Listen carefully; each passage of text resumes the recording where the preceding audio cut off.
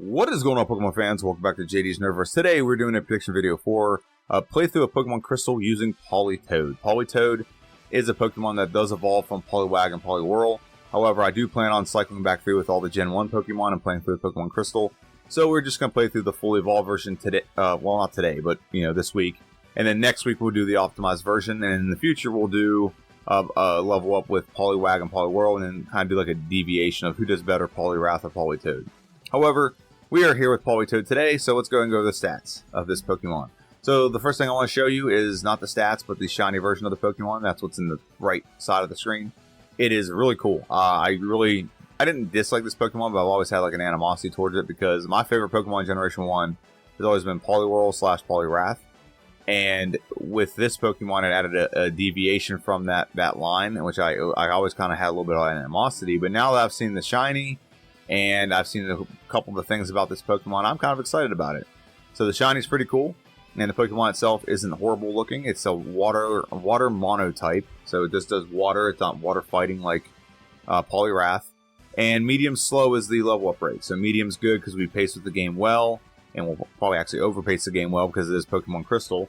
And in slow, we slow down later, but what that does, it gives us a lot more bang for our buck when it comes to leveling up. We get a lot more boost in our stats and our experience and whatnot. So, without further ado, let's go and dive down into the stats of this Pokemon. HP is 90, attack is 75, defense is 75, special attack is 90, special defense is 100, speed is 70, for a grand total of 500 base stat total. 70 is fantastic for speed. I just played through a Sudowoodo 2 weeks in a row, where speed was definitely a huge hindrance for that Pokemon. And having 70 at more than double what his speed was is going to be just fine for a playthrough. We'll pace well, we'll out-level a little bit, and that'll be even better. The best stat we have is special defense. The second best is special attack. So 190, those are very good stats. And then our two of our lower ones are attack and defense. And 75 is solid. I mean, some Pokemon, that's their best stat, so that's fine. And 90 HP. This is a very well-balanced Pokemon. There's a thing you used to talk about in Generation 1 about stat variance. So you look at its best stat and its worst stat. So that's a 30 stat variance. So let's say it was like last week, Sudowoodo was like 30 attack, or I'm sorry, 30 speed and 115 in attack.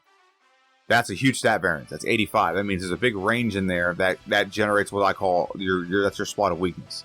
In this case, not a lot of stat variance. All of our stats are held between 70 and 100, so that means we're pretty well balanced across the board. So there's not a glaring weakness. There's also really not a glaring, strength, but it's just consistency. It looks like it's going to be very consistent just by looking at those things. So let's go and look at the resistances and things like that. We do resist steel, fire, water, and ice.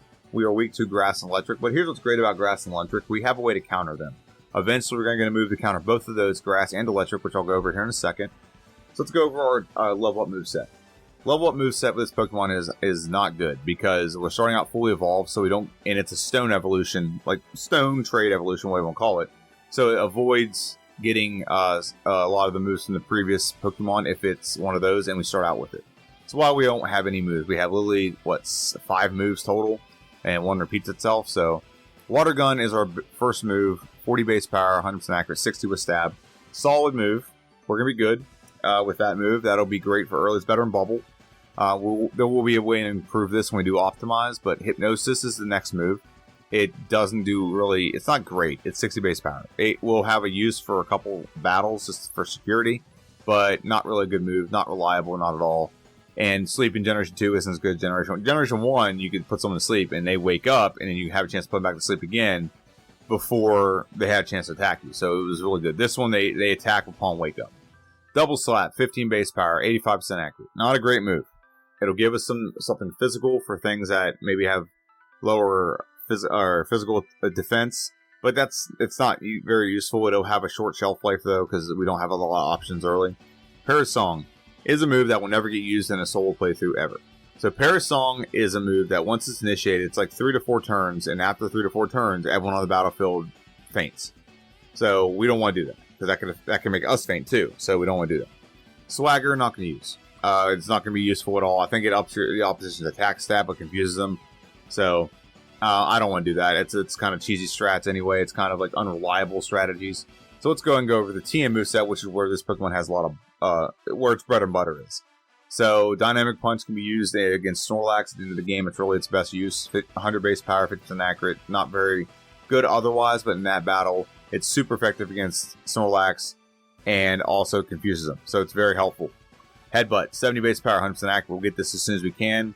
Good physical move, normal move, with the ability to make the opposition flinch. Very useful. Curse, Toxic, Rock Smash, not going to use. Hidden Power would get used if it wasn't a Water type. Water types seem to have really good type diversity and move coverage compared to other Pokemon. So there's really not a use for Hidden Power. So we're just going to give ourselves max IVs and proceed through the game without worrying too much about our Hidden Power. Maybe Hidden Power Flying wouldn't be bad because we don't have anything great against Pokemon that are fighting. So that might be something we can use, but we have other moves to counter like Flying and other grass types and things like that. So I don't know if Hidden Power is actually going to be used, but I think it's going to be fully maxed out, and even in the optimized way, I think it's going to be maxed out. Snore not going to use. Blizzard and Ice and Wind could be used, but we have Ice Punch and Ice Beam that we'll use, and I'll go over that here in a minute. But they're just decent moves, but they're not quite as good as those moves. Okay, let's see what here is next. Hyper Beam not going to use. Protect, Rain Dance, Endure and Frustration won't be used. Earthquake will be very useful against electric types. So remember I said we have a way to counter our weaknesses, electric and grass. This is one of them. We have Earthquake, which will be very detrimental to anything electric at all. And 100 base power, 100% accurate. We'll get that. As soon as we get it, we'll add it. And it'll be a long-standing, long-term move that we're going to have with this team. With this playthrough, I should say. Return is a normal move, 102 base power with stab, or not with stab, but just, with maxed out friendship. Psychic won't be used in this playthrough, probably. I can't imagine a place I would use it, but 90 base power, 100% accurate. It would be useful against the fighting types that I just talked about. The problem is you can't get this till the post-game. Where in the post-game, I don't think there's any fighting type at all that you face. So there's kind of no point in it, unless you were if there was a way to, like, if you level up and get it, great. Like, we're going to play through soon with, what's that Pokemon's name? Umbreon, or Espeon. Espeon, yeah, there we go. It gets Psychic during level up, that's great, because you'll get it for the Elite Four, and all this fighting type Pokemon will be just obliterated by it. But we don't get this till the post game, so there's nothing really useful that use Psychic. Maybe Janine, but Janine's a cakewalk. So you don't really need to add the move, and you're just going to remove it for something else later, so this is kind of pointless. Mud Slap will be very useful, because it will make the Rival 2 battle a lot easier, because Ghastly is weak to ground Mud Slap move. Double Team, Ice Punch. Ice Punch actually will be used. That's 75 base power, 100% accurate. Very easy. We can get it right after the second gym. Very useful against a lot of things, and we'll pair that up with the Nevermelt Ice and wreck Claire and her gym. Swagger, Sleep Talk, Defense Curl, Detect, Rest, Attract, Thief will not be used, and Surf is our last move on this list that we're going to use. Surf is great because it's 95 base power, it's 100% accurate. With Stab, you're looking at like 138 base power move. I think that's what it is, or 48 base power, something like that. I can't do math. But it's a very powerful move. You can get this before you can your face even Morty. And it makes this is overpowered. We have a high special attack with Surf being a stab move. It's just an incredibly powerful move that we're going to get to exploit.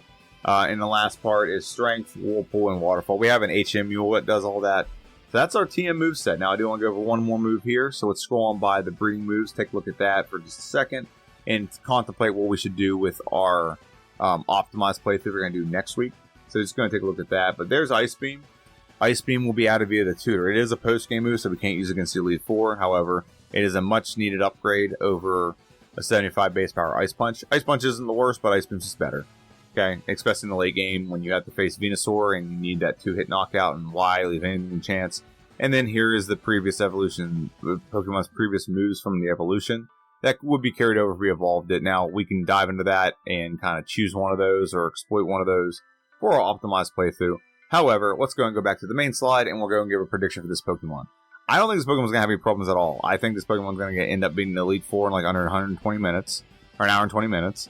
Okay, so that's going to be pretty easy. And I also think it's going to be beat the game in probably about an hour and 40 minutes.